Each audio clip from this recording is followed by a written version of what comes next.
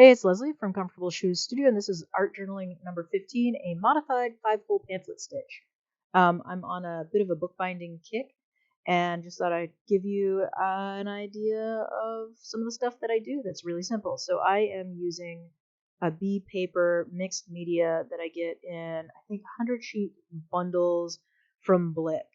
I'm also using more of my very favorite dead prints or make ready um, that I just, we have this all laying around the shop. You'll also need some sort of an awl or a push pin, some binder clips, a ruler, needle, blunt needle, and thread.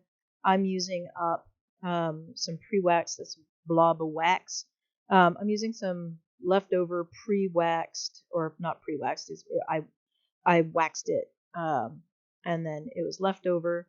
So I'm using up some leftover thread from other projects, and just fiddling through to try and get the little binder clips out of this container without poking my fingers on the push pins. So with little kids, I use the push pins. With older kids, I use the awls. I also have, and I didn't picture it here in advance, I also made a punching cradle out of cardboard. I keep making them as I have cardboard available. So yeah, each book is going to get 6 sheets of that Bee paper mixed media. It is quite heavy duty, so each book is not going to get a lot of pages. So you get 6 sheets, which ends up being 24 pages, which makes for a nice little art journal. So I pre-fold that and then crease it with the bone folder because it is so heavy. This is heavier than like 110-pound cardstock. It's almost as heavy as the poster board that I'm using from the make ready pile. So I'm giving that a slight fold. Then I'm putting the signature paper in, and I'm realizing I probably should have clipped my camera to a different surface because it's shaking a lot. That table is shaking like crazy, and I keep hitting the camera. So I'm gonna make a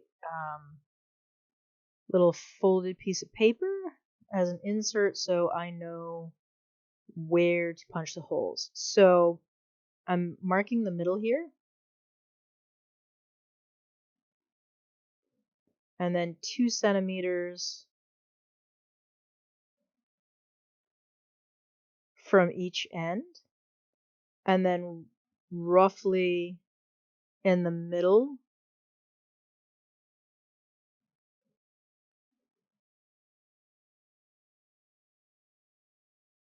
of each of those. So you're going to end up with 5 holes on the spine of your book.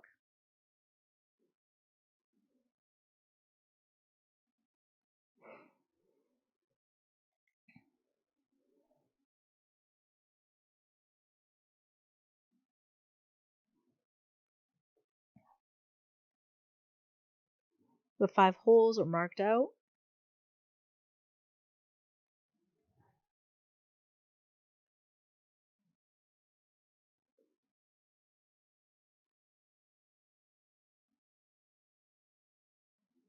And this is one of my punching cradles. It's just a little angle with some ends. So I drop my bundle of cover and signature paper. Then I drop my hole punching jig, and I punch each of those holes in it.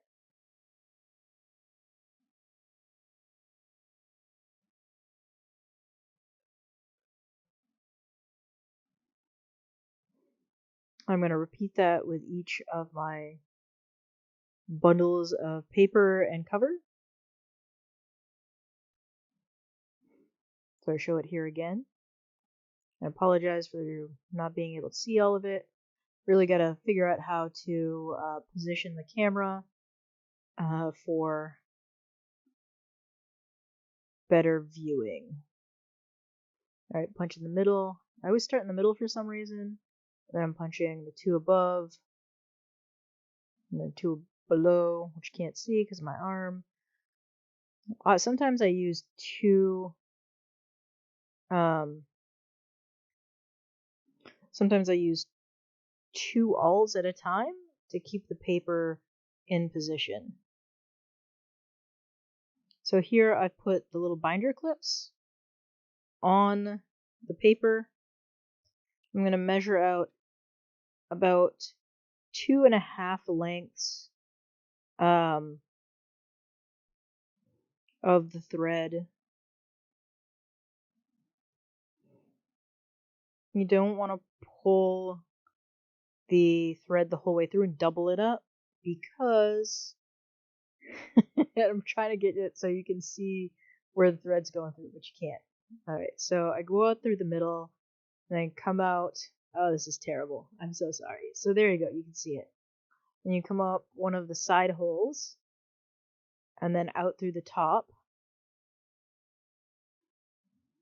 and then back in from the outside. And you're going to pull everything snug, but not too tight. You're going to bypass the middle.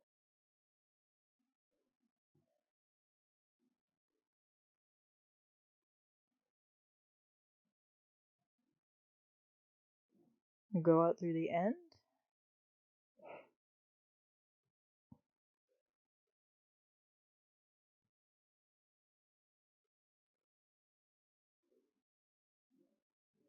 So the difference between this and a figure 8 stitch is very similar to a figure 8 stitch. Some people might call this a figure 8 stitch, but it's not, because you've got a pamphlet stitch there in the middle. So, well, it's similar to a figure 8 because you've got those two figure 8s on the end. You come up in the middle like a pamphlet stitch. You can also do it so that your knot is on the outside. Sometimes I do that because I like to show my work. You're just going to tie it nice and tight, and the wax helps the thread hold together. You could also, if you're worried about it unraveling, I've heard people super gluing it. I have, on some of the books that I've sold, super glued my knots. I don't particularly like that because I really do think that the wax holds it together. So this makes a really fantastic little sketchbook or art journal. So I'm snipping that off so that I've got about an inch or so of tail on either end. That means if my paper tears or my signature comes undone or gets torn on the outside, I can actually go back in and repair the book relatively easily. Now I'm scoring the excess to create flaps. Just creasing that down. You're going to be able to see this again. I'm going to just hold my bone folders straight up and down. Score that extra.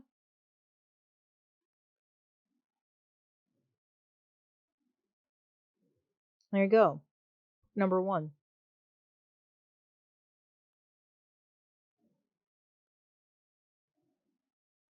So I'm going to do the same thing here. I'm going to do this 2 more times so you can see it.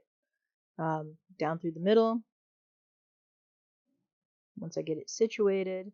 I've already folded this one in advance, which I think, because the size of the flaps on this one, this was a poster that said knowledge. And because it was a long, narrow poster, didn't really get to use it as a test print for anything else. So you're going to pull that snug, bypass the middle, go through that hole. Maybe I should do one of these where it's a little more slowed down as I talk. And I talk as I actually am recording. So now you're going to go back up through the middle. And you're going to be on the other side of that center thread. So this is what happens in a pamphlet stitch. You pull up on the other side of the threads. You've got one thread on either side. When you knot it, it holds that center thread in place. Easy. Then you snip it. So you got about an inch or so. It looks like I left an inch or a half. And you're gonna use your bone folder and crease everything down. Again, both sides, then on the outside. I ended up jelly printing all over these, which I think you'll see in the next video. Yeah, so there are 2 of them, and am I gonna do the third? Yep. So again, using some leftover thread from another project, just long enough to get these done.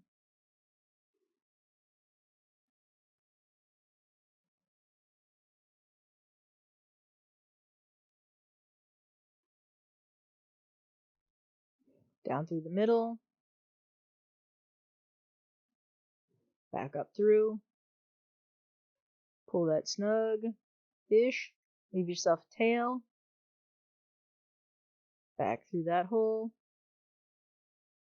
That forms a figure 8. Now, if I did that stitch the whole way down, back and forth, back and forth, back and forth, this would be a figure 8 stitch. So again, pulling it snug.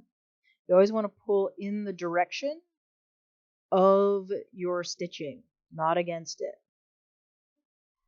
Because if you pull against the flow of the stitch, you end up slicing the paper. You will be surprised at how sturdy even a cotton thread is. I know a lot of people use DMC floss to bind their books, and that's fine. It's not the world's greatest. And the linen that I have is very sturdy, and it will slice the paper like it's nothing. And DMC floss will also just slice the paper like nothing's there. So whatever you're using, be careful with it. All right, so there we go. 3 books in about 15 minutes. Granted, I already had everything all cut. It probably took another 15 minutes to cut the paper and collate everything. All right, so thanks for watching. I appreciate everyone for engaging and hanging out here and checking out my videos. I appreciate all of you for supporting me. So hit that subscribe button, hit the like if you like it, leave a comment, and make it awkward again by suggesting if you want to support me and support my efforts in making more art. Head over to Ko-fi and consider buying me a cup of coffee or 2 so that I can continue making more videos and drinking coffee to fuel my artistic endeavors. Anyway, thanks and see you next time.